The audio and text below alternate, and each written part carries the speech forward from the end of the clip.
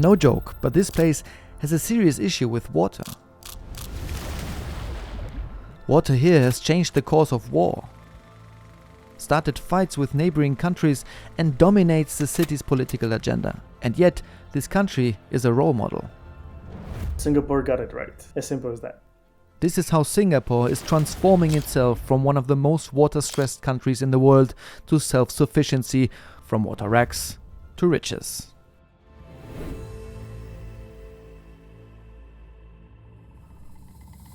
Welcome to Singapore, a vibrant multicultural city-state right on the equator. Densely populated, around 6 million people live on this tiny island. It's an international hub for trade and finance. It's clean, safe, modern, wealthy, green. Basically, it has a lot of everything you'd want. There's just that one thing. Singapore has no natural freshwater resources, and the way its economy and population are growing, total water demand could almost double by 2060. But Singapore is on it. None of what they've done is magic. That's Peter Gleich. He's an award-winning water expert. He put Singapore's success down to what he calls the soft path approach to their problems. So the soft path for water is in contrast to what we have done over the last century and more than a century, the hard path, to build hard infrastructure, to take more and more water out of nature, to ignore the consequences of our water policies for nature, to build narrow institutions. And the soft path tries to turn that around and say, let's use water efficiently and carefully. Let's stop wasting water. Let's look at new sources of supply. To understand how Singapore can pull this off, you first need to understand where they're coming from. The Singapore water story starts with World War II. That's John Church, the guy for water at the United Nations. Singaporeans would argue that the story goes back a lot longer, but 1942 is certainly when the issue grabbed the world's attention. That's when Allied troops, namely British, Australian and Indian forces, were battling fascist Japan on Singapore Island, which at the time was a British colony. The Allies depended on imported water, which was a bit of a problem when Japanese forces blew up the pipes transporting that water. The bridge that connects Malaysia and Singapore was bombed. The result was lack of water in the city, a terrible episode of water scarcity. The Allies lost the Battle of Singapore, but after Japan's overall surrender, the island remained in British hands. It took more than 20 years until it became fully independent. But political liberation didn't free Singapore from its water crisis. Water rationing, catastrophic sanitation and regular floods continued. With its fate now in its own hands, Singapore began planning for the long term. Cecilia Tortajada has spent almost 3 decades researching water policy and innovations around the world and is fascinated by Singapore's path. When Singapore became independent, they started planning to be water independent as well as food independent, energy independent. Well, they are dependent, but to have systems that can sustain stress. That was in 1965 for 2060. Their initial master plan was fine-tuned over the years into a water strategy which they call their 4 national taps. First, water imports. Second, desalination. Third, local catchment. And fourth, something they call NEWater. Let's dive into it. Firstly, Singapore knew there was plenty of water right here. 2 deals to import water from Malaysia in the 60s got the taps running again. It's cheap and millions of liters are pumped over the border every day. But buying half of your water from your neighbor isn't sustainable long term. On the contrary, from the start, Malaysia made threats to cut off the supply and argued over its price. The tensions have even led to warnings of a military conflict. Singapore leaders know their weak spot, so they want to stop importing water by 2061. So it's all more important that the other 3 taps become more than a drop in the ocean. Water planning is very important because they have so little water. Singapore must make sure that this water is used wisely. And the objective of this master plan is to make the most out of every single drop of water. This means keeping rivers and drains clean, investing billions, starting to collect more water, cleaning it and use what the island state Singapore already has. For example this, the ocean. desalination. Desalination. You take that undrinkable salt water, you remove the salt, and you have an unlimited supply of fresh water. Do you remember? We had an entire video about obtaining fresh water through desalination.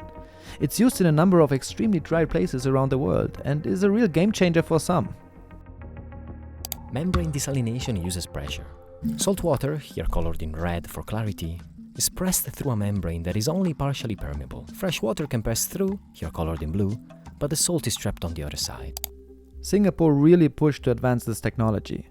This underground facility, for example, is state-of-the-art. Normally, it treats used water. In times of drought, it desalinates seawater. On top, people use it as a park. Today, 5 desalination plants provide up to 25% of the entire island's water supply. Singapore plans to increase this capacity to meet 30% of its needs in 2060, by which time water use is expected to have doubled. But that's no way near self-sufficiency. So what's next? Bingo. Rain. A lot of it. And Singapore is a master of maxing that out. 2/3 of the entire state surface is used for rainwater catchment. Basically, the water falls on the roof and then goes through drains, and then you make sure that as little water leaks from the drains and is captured by the drainage system and conveyed to reservoirs where it can be stored and treated for further use. An extensive network of rivers, canals and drains channels the water into 17 reservoirs. The biggest is Marina Barrage, with an area of 10,000 hectares. It holds back fresh water from flowing into the ocean and helps to control frequent floods. So does this underground tank that catches floodwater in extreme cases when the drains spill over. Even this water could potentially be treated and reused. By 2060, the government wants to use 90% of the land area for rain catchment. Catching rainwater is one thing, but what about the water already in circulation? All drainage water is collected and treated and reused as much as possible. Most countries, they do not invest not even a fraction of what Singapore is investing. The water authorities built a 206-kilometer sewage pipe highway, costing $10 billion, that guides the city's sewage into state-of-the-art reclamation and cleaning facilities. Okay, Singapore is by some measures the 5th richest country in the world, so it can afford to splash out like that. It's also a lot easier to push through such projects when you have the sort of controlled democracy run by the same party that Singapore has had since independence in 1965. Anyway, the entire city's underground is basically one big sewer network. But the pride of Singapore's water strategy is what happens after collecting the water: the treatment. The authority call it NEWater. It's produced by microfiltration, reverse osmosis and UV radiation. Some of that water is so high quality, Singapore is using it in their chip manufacturing industry, which requires ultra pure water, which is an indication of how good a quality of that water is. Did you know that around the world half of our wastewater is released untreated and only 11% is actually reused? In Singapore, about 30% of the entire drinkable and non-drinkable demand can be met by recycling used water. And they want to increase that to 55% by 2060. Most of it is used by industry. Only a fraction of it is mixed into the drinking water supply, because we're all so squeamish. It's controversial because we're taking wastewater, which, we goes down our drains, we flush it down our toilets, industry dumps wastewater. And we typically think of that as a liability, as something to get rid of. So how do you get people on board? Using the Flush Save Assistant bag and save with every flush. Make saving water pay. Reduce water consumption. Save up to 10 liters of water per hour. Nationwide campaigns encourage people to install water-saving fittings. And nicely, if you install those fittings, you get discount vouchers for other sustainable products. Digital water meters track each household's water consumption and detect leaks in pipes. That's how Singapore comes down to an incredible 5% water loss from leaks, which is first class.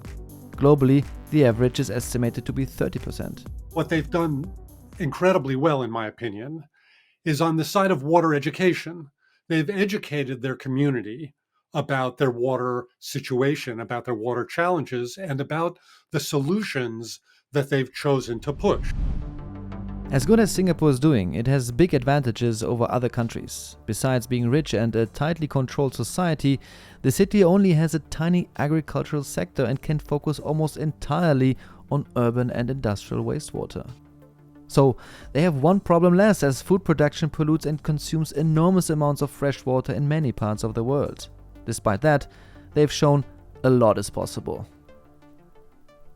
Everywhere in the world, when we start, again talking about water, when we see our management, how can it be improved, who would be involved, how can we pay for it, there is always the but can we do it, and in Singapore is not. In Singapore is how is it that we are going to do it. So it's a very different perspective. Is proactive. It is they move very fast. So once there is a decision has been taken, the things start happening. So to sum up, incentivizing low-cost water-saving fittings could be easy for every government to implement. Desalination is only an option for coastal regions, and it requires a lot of energy, often dirty fossil fuels. Singapore's catchment, treatment and purification facilities are world-class, as the result of a lot of investment in innovation and research. But it turns out that $1 invested in an efficiency improvement is much more productive than $1 invested in new supply. Reusing wastewater seems a no-brainer. It's safe and tested to work, and the tech is available. And this is really important to find the best solutions to every country's problems, but also long-term planning. Singapore, from all the way from independence, has been planning its way through water security. Singapore is extremely high on the political agenda, all the way up to the Prime Minister. It's something which is mainstreamed in each and every policy adopted and implemented by the country. Singapore is blazing a trail in tackling some of the world's biggest water challenges in the face of climate change. It's not just about money, but also about decision-making, policy and long-term planning. Some of the ingredients with which any region could make it from water rags to riches.